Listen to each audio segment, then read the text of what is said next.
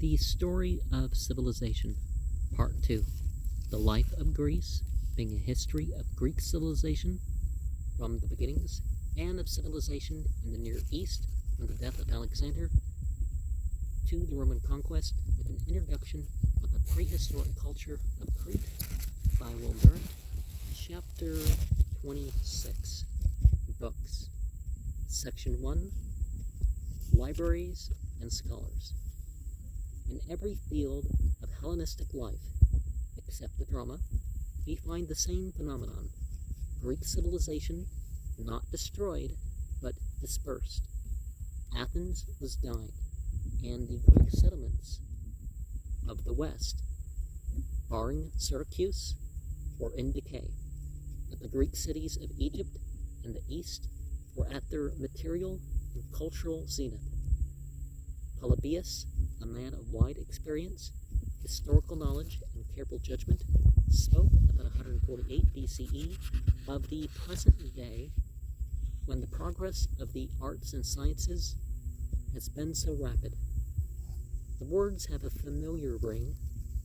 Through the dissemination of Greek as a common tongue, a cultural unity was now established which would last in the Eastern Mediterranean for nearly 1,000 years. All men of education in the new empires learned Greek as a medium of diplomacy, literature, and science. A book written in Greek could be understood by almost any educated non-Greek in Egypt or in the Near East. Men spoke of the oikoumene, or inhabited world, as one civilization, and developed a cosmopolitan outlook, less stimulating but perhaps more sensible than the proud and narrow nationalism of the city-state. For this enlarged audience, thousands of writers wrote hundreds of thousands of books. We know the names of 1,100 Hellenistic authors. The unknown are an incalculable multitude. A cursive script had developed to facilitate writing. Indeed, as early as the 4th century BCE, we hear of systems of shorthand whereby certain vowels and consonants can be expressed by strokes placed in various positions. We found that Aramea narrowed itself down to 22 letters, and eventually you ended up with vowel marks, and in Hebrew, the number of markings along with the text increased for musical annotations, and books were written on Egyptian papyrus until Ptolemy VI, hoping to check the growth of the library at Pergamum, forbade the export of the material from Egypt. Ximenes II countered by encouraging the mass production of the treated skins of sheep and calves, which had long been used for writing purposes in the East, and soon parchment from the city and the name of Pergamum rivaled paper as a vehicle of communication and literature. Books having grown to such numbers, libraries became a necessity. These had existed before as the luxury of Egyptian or Mesopotamian potentates, but, well, the priestly libraries too. But apparently, Aristotle's library was the first extensive private collection.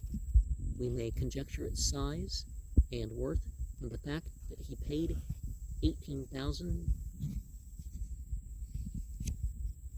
1939 US, approximately, for that part of it which he bought from Plato's successor,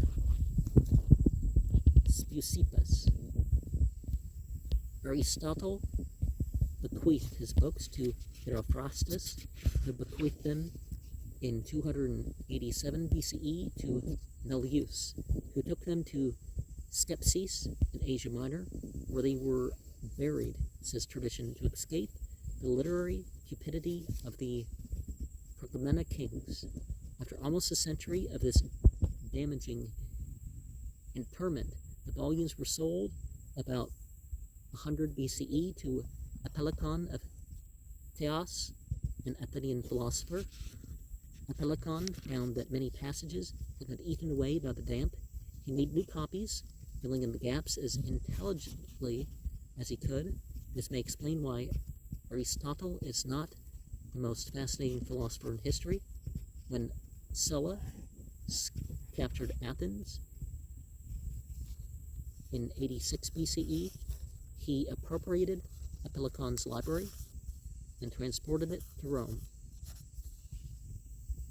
There, the Rhodian scholar Andronicus reordered and published the text of Aristotle's works, an event almost as stimulating in the history of Roman thought as the rediscovery of Aristotle was to prove in the awakening of medieval philosophy. The adventures of this collection suggest the debt that literature owes to the Ptolemies for establishing and maintaining, as part of the museum, the famous Alexandrian Library. Ptolemy I began it, Ptolemy II completed it, and added a smaller library in the suburban sanctuary of Serapis. By the end of Philadelphus's reign, the number of rolls had reached 532,000, making probably 100,000 books in our sense of this word. For a time, the enlargement of this collection reviled the strategy of power in the affections of the Egyptian kings. Ptolemy III ordered that every book brought to Alexandria should be deposited with the library. That copy should be made the owner to receive the copy, the library to retain the original. The same autocrat asks Athens to lend him the manuscripts of Aeschylus, Sophocles, and Euripides, and deposited $90,000, 1939 US approximately, as security for the return. He kept the originals, sent back copies, and told the Athenians to keep his money as a forfeit. The ambition to possess old books became so widespread that men arose who specialized in dyeing and spoiling new manuscripts to sell them as antiquities to collectors of first editions. The library soon eclipsed the rest of the museum in importance and interest. The office of librarian was one of the highest in the king's gift, and included the obligation of tutoring the crown prince. The names of these librarians have been preserved with variations in different manuscripts. The latest list gives as the first 6 Zenodotus of Ephesus, Apollonius of Rhodes, Eratosthenes of Corinna, Apollonius of Alexandria, Aristophanes of Byzantium, Aristarchus of Samothrace.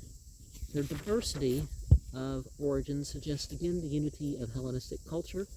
Quite as important as these was the poet and scholar Telemachus, who classified the collection in a catalog running to 120 rolls.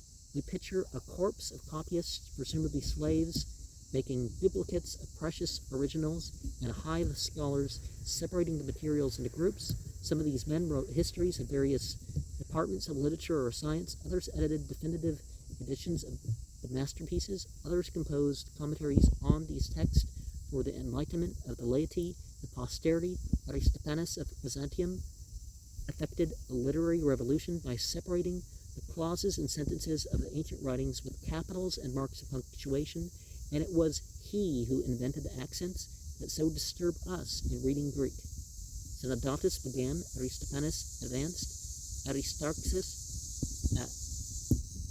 Aristarchus completed the recension of the Iliad and the Odyssey, establishing the present text and illuminating its obscurities in learned scholia. By the end of the 3rd century, the museum, the library, and their scholars had made Alexandria into everything but philosophy, the intellectual capital of the Greek world. Doubtless, other Hellenistic cities had libraries.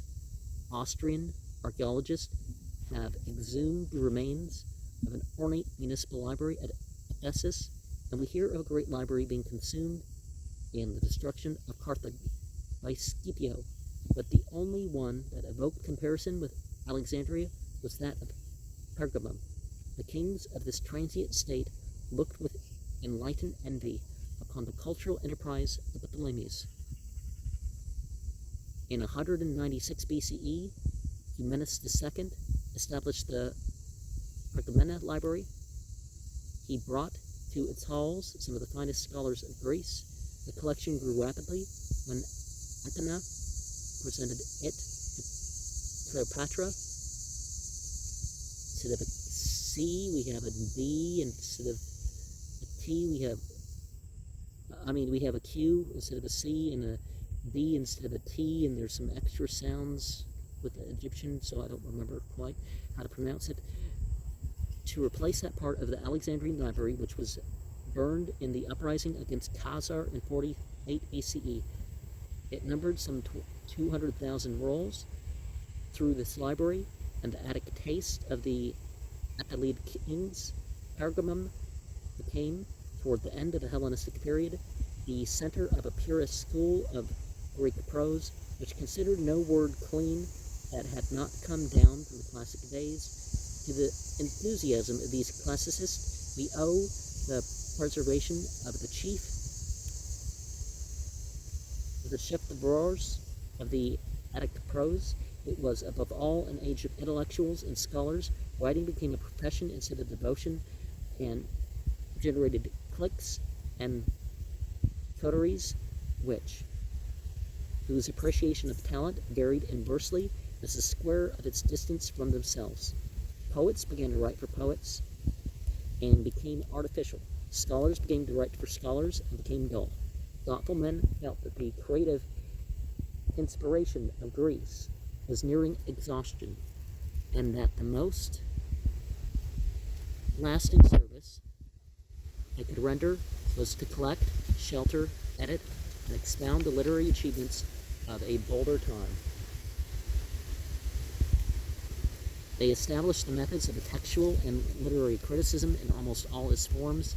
They tried to sift out the best from that mass of existing manuscripts and to guide the reading of the people. They made lists of best books, the 4 heroic poets, the 9 historians, the 10 lyric poets, the 10 orators, etc. They wrote biographies of great writers and scientists. They gathered and saved the fragmentary data, which are now all that we know concerning these men. They composed outlines of history, literature, drama, science, and philosophy. Some of these shortcuts to knowledge helped to preserve, some replaced, and unwittingly obliterated the original works that they summarized, saddened by the degeneration of Attic Greek into the orientalized Pedine Greek of their time. Hellenistic scholars compiled dictionaries and grammars, and the Library of Alexandria, in the manner of the French Academy, issued edicts on the correct usage of the ancient tongue. Without their learned and patient ant industry, the wars, revolutions, and catastrophes of 2,000 years would have destroyed even those precious meanings which have been transmitted to us as the shipwrecked legacy of Greece. Well, sometimes all you have is summaries and comments. But one of the things that a person should be careful of is this filling in the blanks. That it's left is, well, we don't know, so we're going to put something else to represent it. But then there might be too many side notes to almost every religious tradition, or almost any tradition of any sort.